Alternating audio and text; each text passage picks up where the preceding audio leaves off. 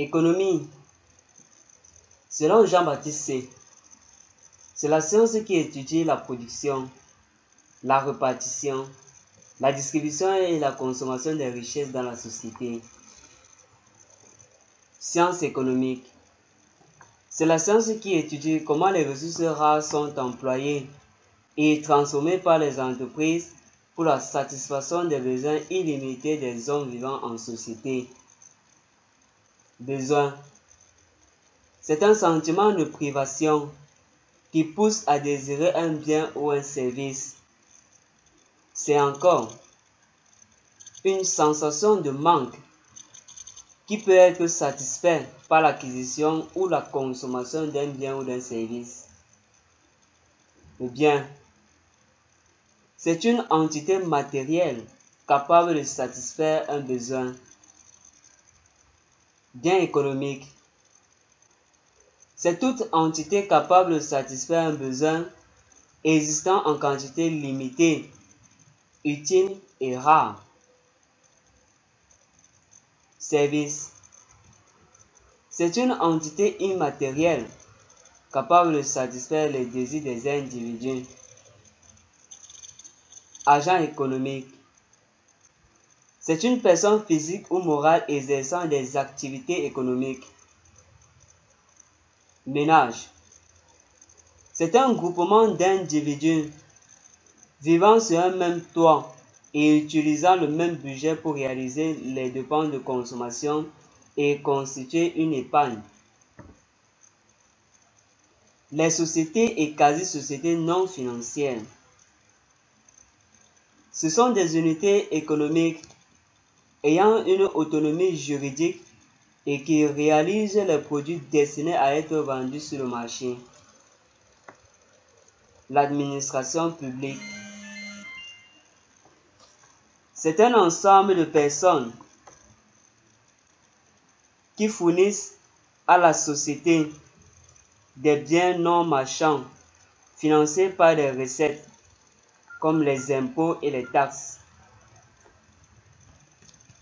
Les opérations économiques. Ce sont des actes par lesquels un agent économique manifeste sa participation à la vie économique de la société. Le circuit économique, c'est la représentation schématique de l'ensemble des liaisons existantes entre les agents économiques et les opérations qui les soutiennent. La production, c'est l'activité économique qui consiste à créer des biens et services à partir des facteurs de production dans le but de satisfaire des besoins. La production marchande,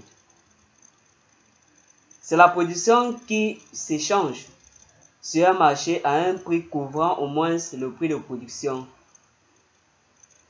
La production non marchande, c'est l'ensemble des biens et services offerts gratuitement ou presque, le prix de vente étant inférieur au coût de production. Le facteur naturel ou ressources naturelles, c'est l'ensemble des biens mis à la disposition de l'homme par la nature et qu'il utilise pour la production. Le facteur travail, c'est tout effort individuel ou collectif effectué par les individus dans le but de créer des richesses. Le facteur capital, c'est l'ensemble des équipements et des capitaux utilisés pour la production des biens et services. L'investissement, c'est une opération qui consiste à acquérir du capital technique ou des biens de production en vue de l'exploitation d'une entreprise et de dégager un revenu ou une augmentation de la capacité de production. C'est encore l'acquisition d'un capital en vue d'en percevoir et d'en consommer le revenu. Investissement net, c'est la dépense ou un investissement nouveau qui augmente le volume du capital technique. L'investissement brut, c'est la somme des dépenses d'augmentation du capital et de renouvellement du capital. On parle ici de formation brute du capital fixe. L'investissement induit ou endogène. C'est l'investissement effectué suite à une augmentation de la consommation ou de la demande extérieure. L'investissement autonome ou exogène. C'est un investissement effectué sans qu'il y ait augmentation de la consommation. Le multiplicateur de l'investissement. C'est le coefficient qui permet de mesurer l'effet de l'investissement sur le revenu. Les progrès techniques. C'est l'ensemble des méthodes et procédés qui permettent d'améliorer l'efficacité des autres facteurs de production. La courbe d'indifférence ou histogramme. C'est l'ensemble des combinaisons de facteurs qui permettent aux producteurs d'obtenir le même niveau de production. La droite de budget ou isocoût. C'est l'ensemble des combinaisons de facteurs que le producteur peut acquérir au prix du marché avec un budget déterminé, c'est-à-dire au même coût. Le taux marginal de substitution. C'est le rapport entre l'accroissement d'une variable et l'accroissement d'une autre liée fonctionnellement. La productivité moyenne d'un facteur. C'est la quantité produite par unité des facteurs considérés. La productivité marginale d'un facteur. C'est la variation de production due à l'augmentation de la quantité du facteur considéré. Le rendement. C'est le rapport entre le résultat obtenu et les moyens employés pour obtenir ce résultat. Ou encore, c'est le rapport entre la quantité de produits obtenus et une quantité donnée de facteurs de production. L'optimum technique. C'est la quantité de biens qui permet à l'entreprise de minimiser ses coûts. L'optimum économique. C'est la quantité de biens qui procure à l'entreprise de maximiser son profit. Les coûts de production. C'est l'ensemble des charges engagées par une entreprise pour obtenir un volume de production. C'est encore l'ensemble des frais engagés pour la production des biens de l'entreprise. Coûts globaux ou coûts synthétiques. C'est la somme des frais engagés par le producteur depuis l'acquisition de la matière première jusqu'à la réalisation de la vente. Les coûts fixes. C'est un ensemble de frais indépendants du niveau d'activité ou de production, comme le loyer. Les coûts variables. C'est l'ensemble des frais qui dépendent du niveau d'activité. Les coûts variables proportionnels. C'est l'ensemble des charges qui varient proportionnellement aux quantités produites, comme les matières premières. Les coûts variables non proportionnels. C'est l'ensemble des coûts qui ne suivent pas de façon fidèle le niveau de production, comme les salaires. Les coûts moyens ou unitaires. C'est le coût d'une unité de produit. Ou encore, c'est le rapport entre le coût total et la quantité produite. Le coût marginal. C'est le supplément de coût engagé par la production d'une unité supplémentaire de biens. C'est encore le coût de la dernière unité produite. Économie d'échelle.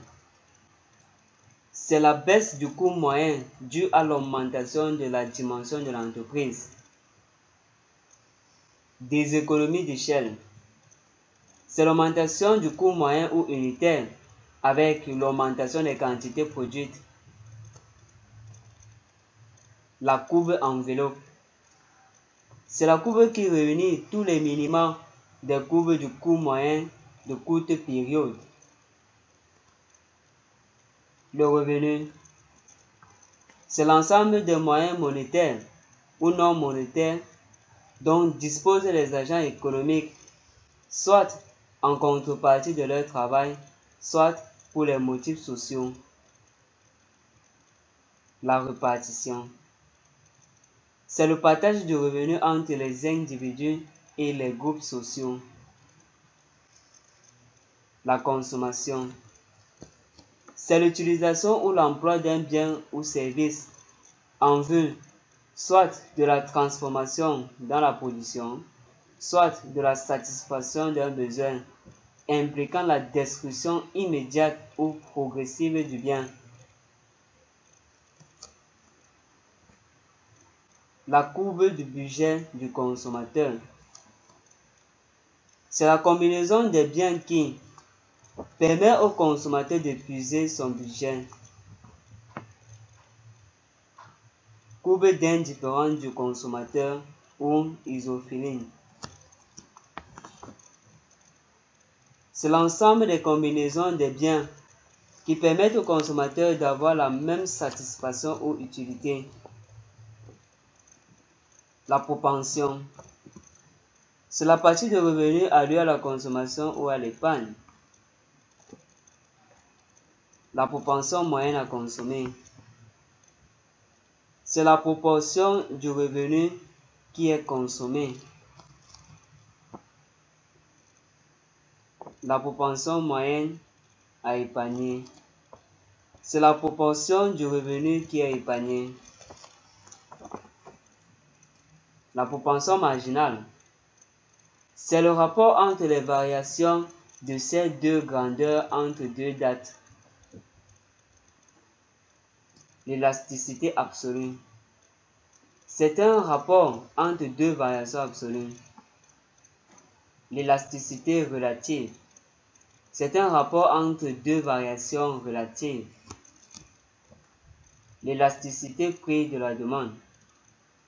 C'est un coefficient qui mesure la sensibilité de la demande suite à une variation des prix.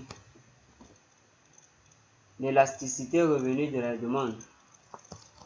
C'est le coefficient qui mesure la sensibilité de la demande suite à une variation du revenu. Le marché. C'est le lieu de rencontre entre l'offre et la demande d'un bien. La demande. C'est la quantité de biens que les ménages sont prêts à acquérir sur le marché à un prix. L'offre. C'est la quantité de biens que les entreprises sont prêtes à céder sur le marché à un prix donné. Le prix. C'est l'expression de la valeur marchande d'un bien. Le prix d'équilibre. C'est le prix qui correspond à la rencontre ou l'égalité entre la demande et l'offre. Les recettes totales. C'est l'ensemble des ventes réalisées par une entreprise. La recette moyenne. C'est la recette pour une unité de biens vendus. La recette marginale. C'est la recette procurée par la dernière unité de produits vendus. Profit. C'est l'excédent des recettes d'une entreprise par rapport à l'ensemble de ses coûts engagés. C'est encore la différence entre la recette totale et le coût total. Monopole. C'est une situation de marché dans laquelle il existe un seul offreur et plusieurs demandeurs. Le duopole. C'est une situation de marché où il y a 2 offreurs et plusieurs demandeurs. Oligopole.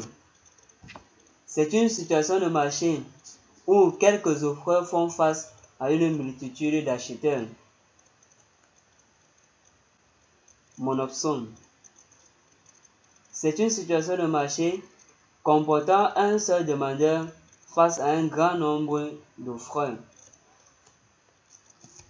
Monopole bilatéral. C'est une situation de marché où il existe un seul offreur et un seul demandeur. La concurrence monopolistique. C'est une situation de marché dans laquelle un grand nombre d'entreprises offrent des produits différenciés dont les caractéristiques sont légèrement différentes. Prix nominal. C'est le prix d'un bien à une date donnée et à une monnaie courante. Le prix réel. C'est la valeur d'un bien calculée en temps de travail nécessaire pour l'acquérir. Le prix relatif. C'est la relation qui existe entre le prix nominal et le niveau général des prix. La comptabilité nationale ou comptabilité économique. C'est un système comptable macroéconomique permettant une représentation quantitative simplifiée des interdépendances des flux liés à l'activité des différents agents de l'économie nationale et des relations qu'ils entretiennent avec le reste du monde. Agrégat. C'est une grandeur synthétique servant à mesurer l'activité économique. Le PIB.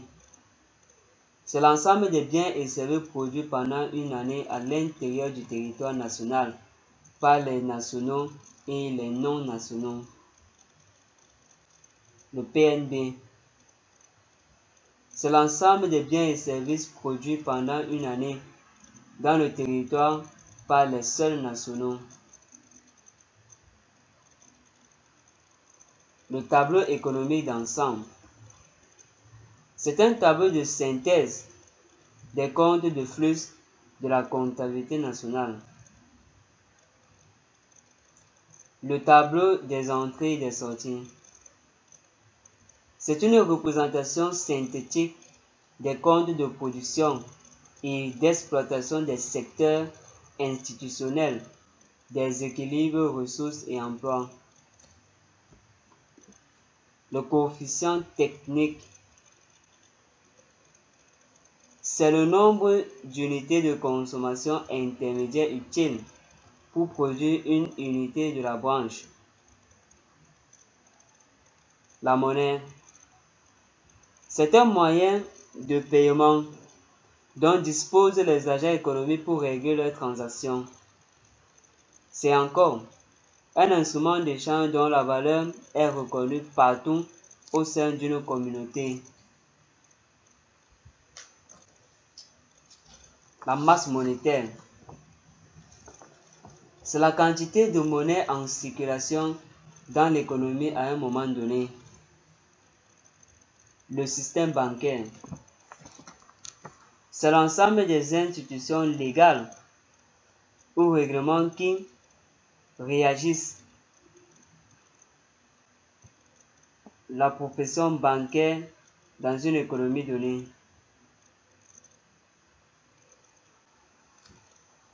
Tontine. C'est une activité informelle de collecte et de distribution des fonds sous forme de crédit.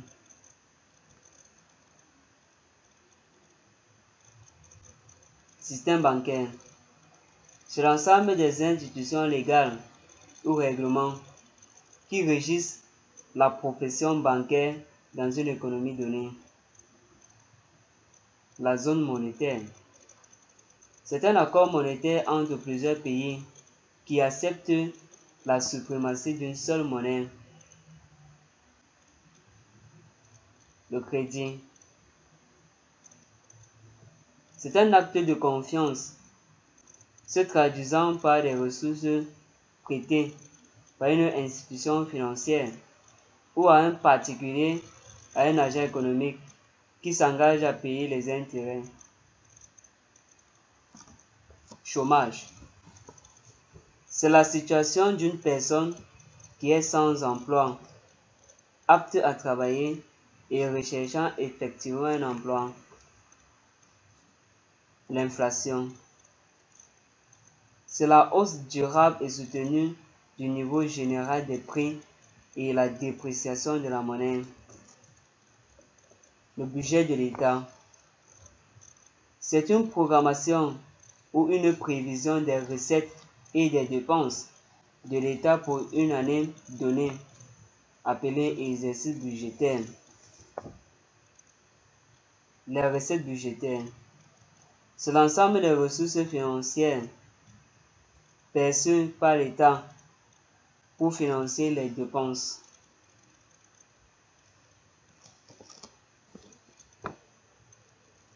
Niveau de vie. C'est la quantité de biens et services dont dispose un individu ou un groupe dans un pays.